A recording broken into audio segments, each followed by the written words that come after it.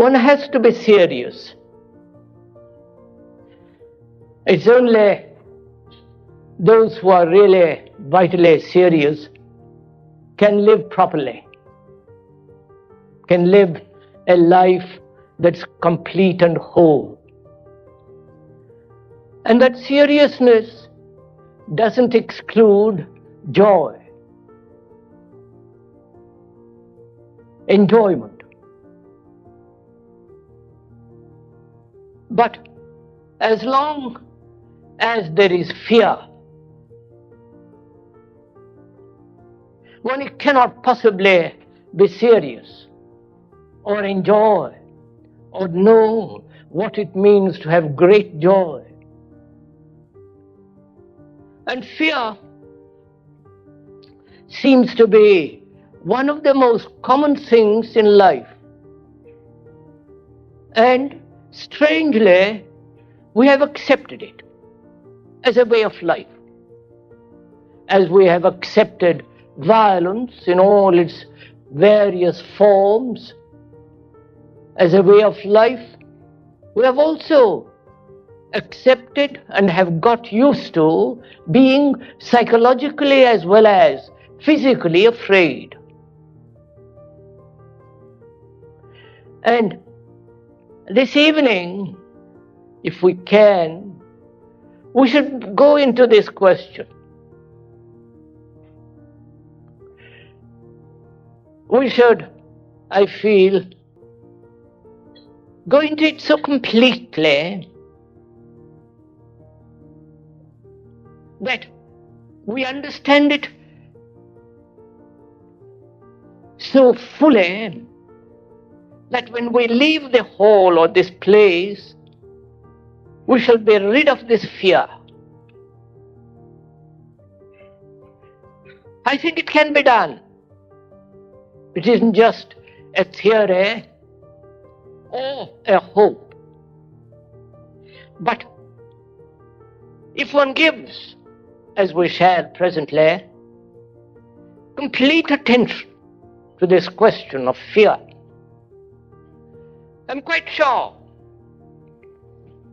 that in exploring the causes of fear and also how to approach it, how to look at it, how to completely end it, so that our mind, the human mind that has suffered so much, that has endured so much pain, that has lived with great sorrow and fear, such a mind can completely be free of this thing called fear.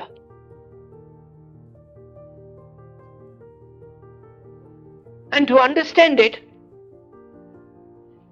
we must communicate with each other quite easily.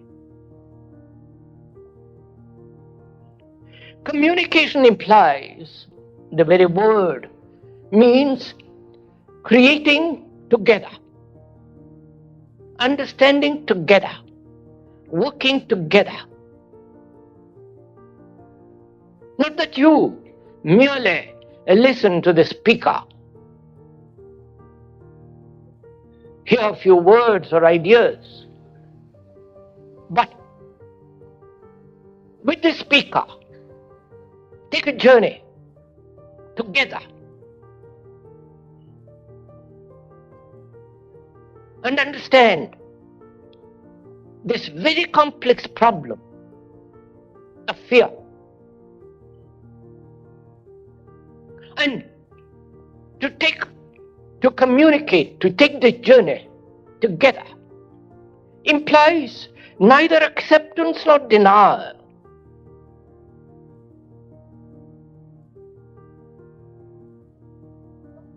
Not saying to oneself it's absolutely impossible to be rid of fear, or rationalize fear, or accept it. You need a free mind to inquire, into this question. A mind that has no conclusion, that doesn't say it is possible or it's not possible. Because we are inquiring, exploring together. So you must be free to observe, to inquire. And that's absolutely essential.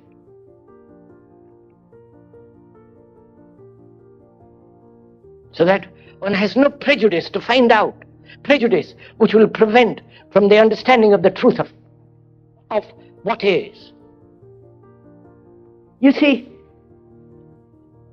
there are so many forms of fear,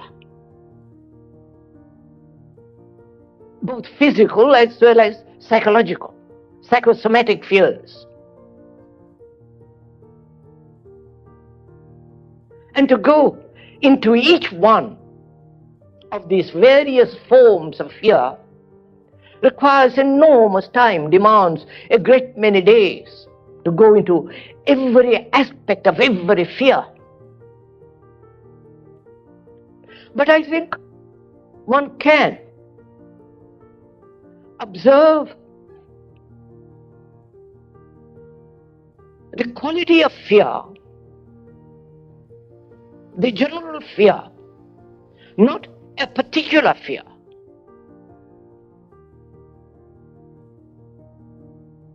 Observe the nature of fear, the structure of fear.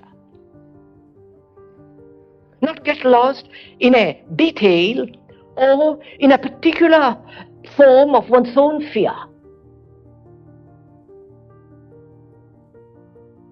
Because when we understand the nature and the structure of fear, then we can apply that understanding or come with that understanding or approach with that understanding of a particular fear. One may be afraid of the dark physically, or one may be afraid of one's wife or husband, or what the public says or thinks or does. Or one may be afraid of this sense of loneliness, or the emptiness of life, the boredom of a meaningless existence that one leads. Or one may be afraid of the future, the tomorrow, the uncertainty, the insecurity, the bomb. Or one may be afraid of death, the ending of one's life. So there are various forms of fear. Neurotic as well as sane, rational fears. If fear can ever be rational or sane. But most of us, apparently, are neurotically afraid of both the past, of today, and of tomorrow. The things that one has done in the past, or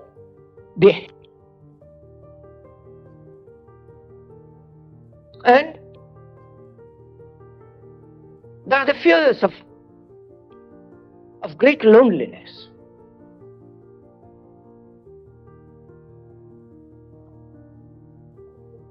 And the escape from that loneliness.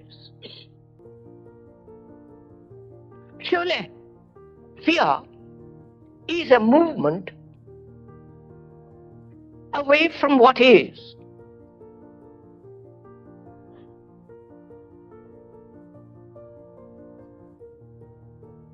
The flight, the escape, the avoidance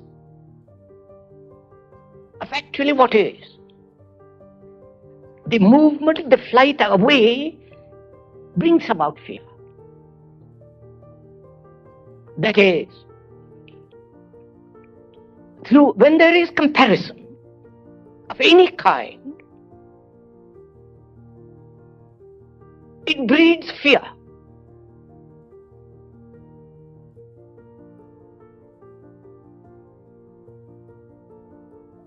Comparing oneself with another whom you think is greater, wiser, nobler, etc., etc.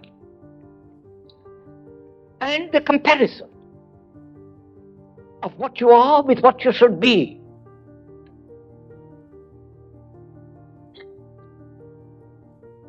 So, fear is a movement away from the actual, the what is.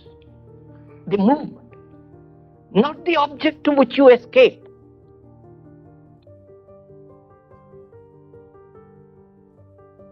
And fear comes about through comparison.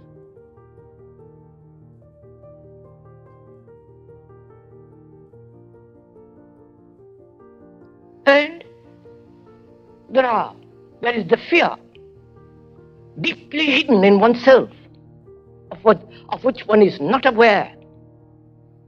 So there are these problems, and all very complex. And none of these problems of fear can be resolved through will. Analysis is implied not only time, taking many, many, many days, years, whole of one's life. At the end of it, perhaps you may understand little, but you are ready for the grave. And also, in analysis implies the analyzer. Who is the analyzer? Is he the professional, the expert, who has a degree, going to analyze your deep, hidden fears? And he will also take time. And therefore also your money. So analysis implies the analyzer, who is the censor, who is the result of many forms of conditioning, and he is going to analyze the fear which he himself has created. Right? I hope you're following all this, because our intention is that when you do leave this rather warm hall, that you no longer have any form of fear. It can be done.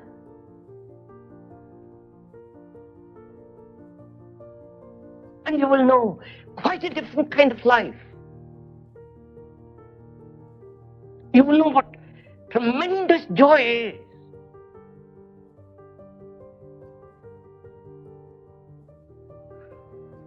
A mind that's completely free of this terrible thing called fear.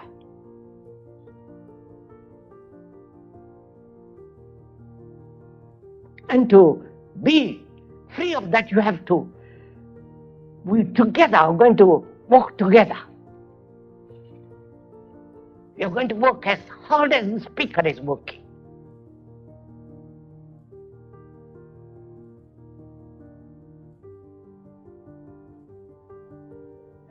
So analysis implies time and analyzer. Please see the truth of this, not your opinion as opposed to the speaker's opinion or somebody else's opinion or knowledge. See the truth of it, that it takes time.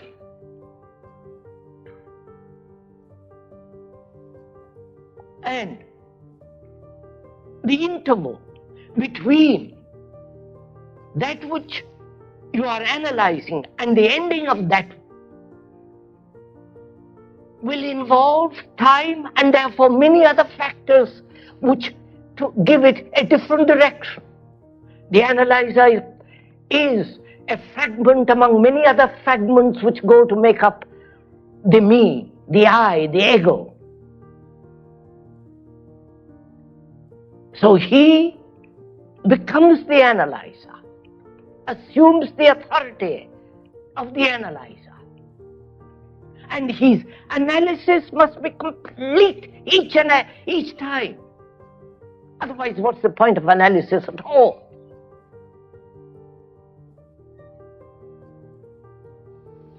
So analysis, which implies time and division, is not the ending of fear. Is this somewhat clear?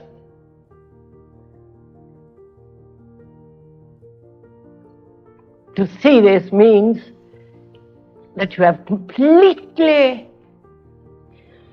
put aside the whole idea of progressive change. Because the very factor of change is one of the major causes of fear.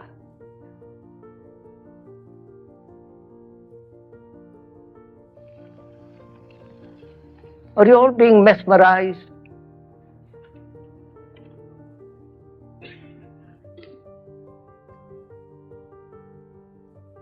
Because to me, to the speaker, this is a very important thing, therefore he feels very strongly. He speaks intensely. He is not doing propaganda. There's nothing to join for you to join, nothing for you to believe.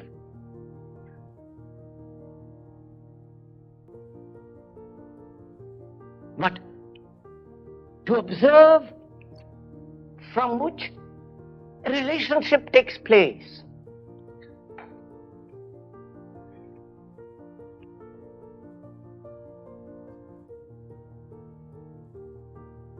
We'll go into that a little while, in a minute. So as we were saying, fear exists only in relationship with some other thing. Otherwise there is no fear.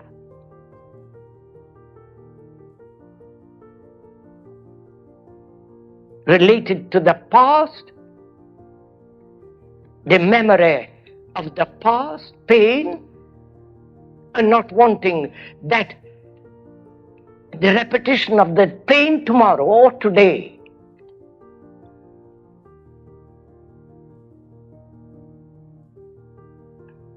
Relation to something that has happened.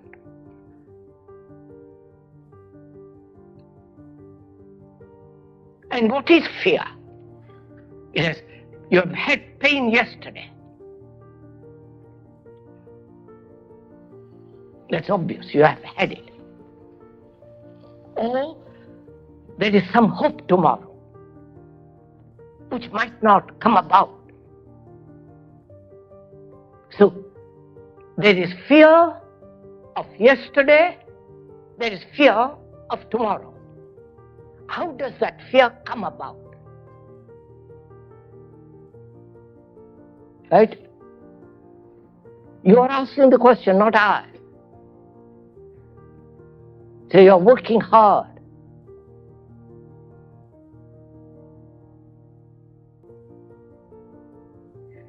I've had pain yesterday, obviously. And there is the memory of it, and not wanting it again tomorrow. How does fear come into this? Thinking about the pain of yesterday, thinking the memory of yesterday's pain projects the fear of tomorrow, of having pain again tomorrow. So thought brings about fear, right? No? You're following this?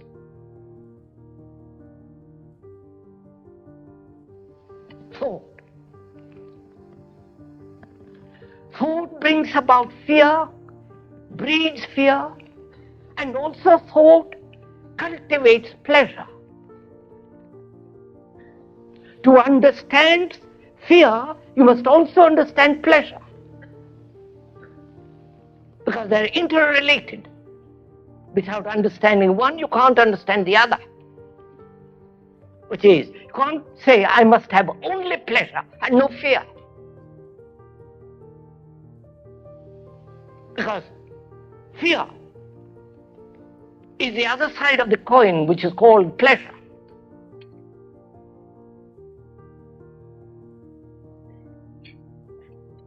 Right? We are following each other? So, there was pleasure yesterday, sexual or different kinds of pleasures. You think about it. The image through the card of pleasure, which is thinking about it. And you may not have it tomorrow. So thought engenders fear. Right? I think that's fairly clear, isn't it?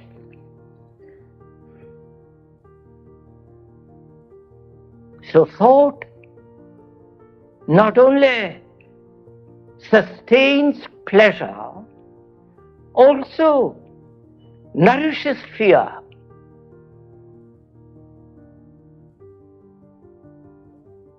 And thought has separated itself as the analyzer.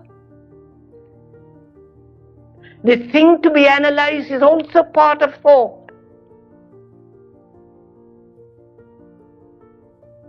So it is playing tricks upon itself.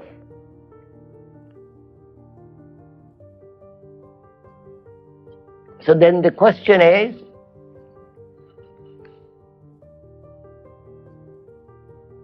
if thought is doing all this, thought that refuses to examine the hidden unconscious fears, the thought that has set the analyzer separate from the thing to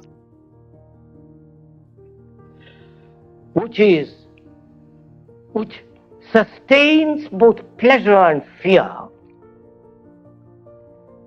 These are all facts, not the speaker's invention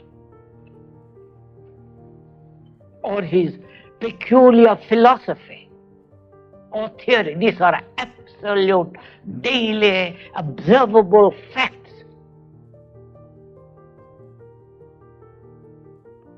Then the next question is, what is one to do? There is thought. You can't kill it. You can't destroy it. You say, but you can't say, I'll forget it. You can't resist it. If you do, that's another form of thought.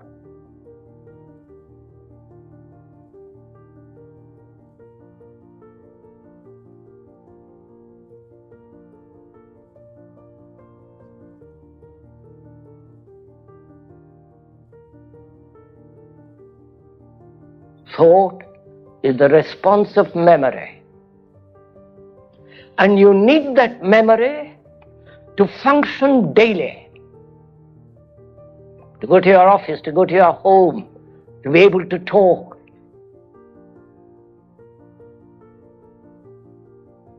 That memory is the storehouse of your technological knowledge.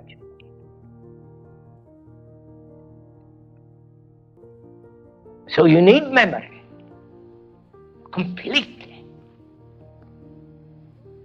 And also you see how memory sustains fear through thought. Having had pleasure yesterday, seeing the beauty of that lovely sunset, when you want that again repeated, that same experience, either through drug or through going to that particular spot to look at that exquisite light. And when it doesn't happen, there is pain, disappointment, frustration. So thought. You need memory with all the purity and clarity of, because it breeds fear.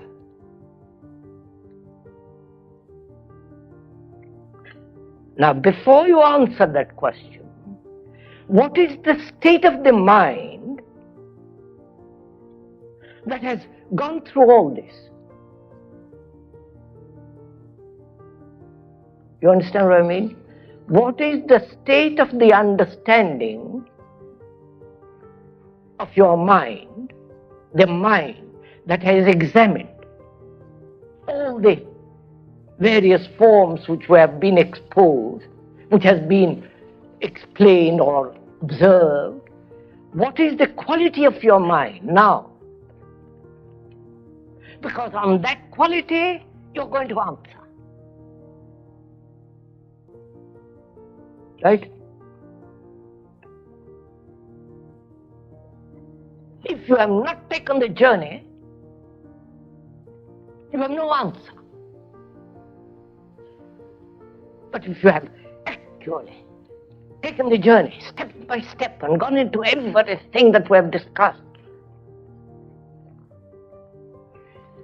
then your mind, you will see, has become extraordinarily intelligent, alive, sensitive, because they've thrown off all the burdens that it has accumulated.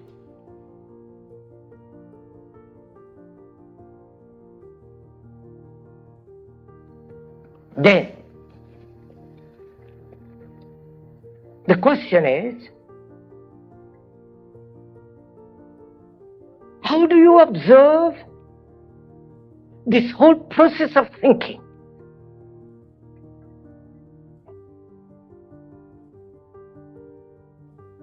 Is there a center from which you think?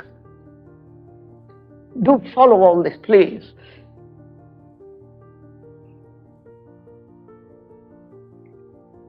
The center being as the censor, the one who judges, evaluates, condemns, justifies.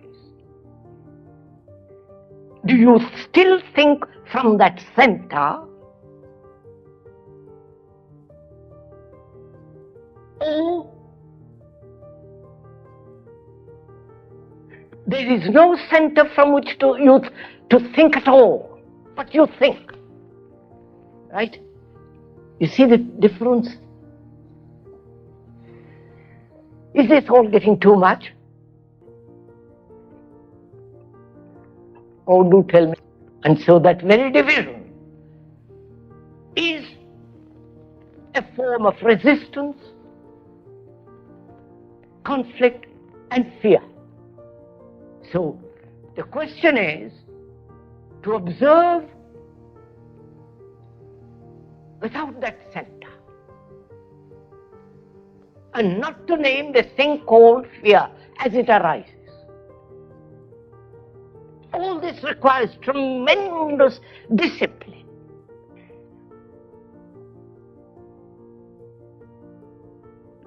You know, the word discipline means to learn.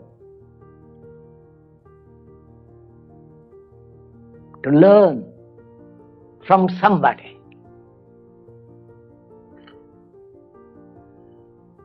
You're not learning from the speaker. You're learning from yourself.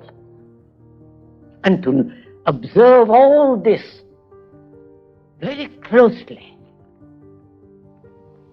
with care, which means with affection and attention. Then the mind is looking without the division as a center to which it has been accustomed to. Therefore, there is an ending of fear, both the hidden and the open. If you haven't done it this evening, don't take it home and think about it.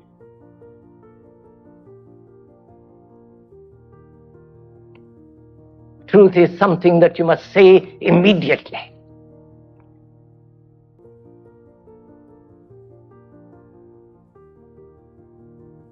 And to say something clearly and immediately, you must give your heart and your mind and your whole being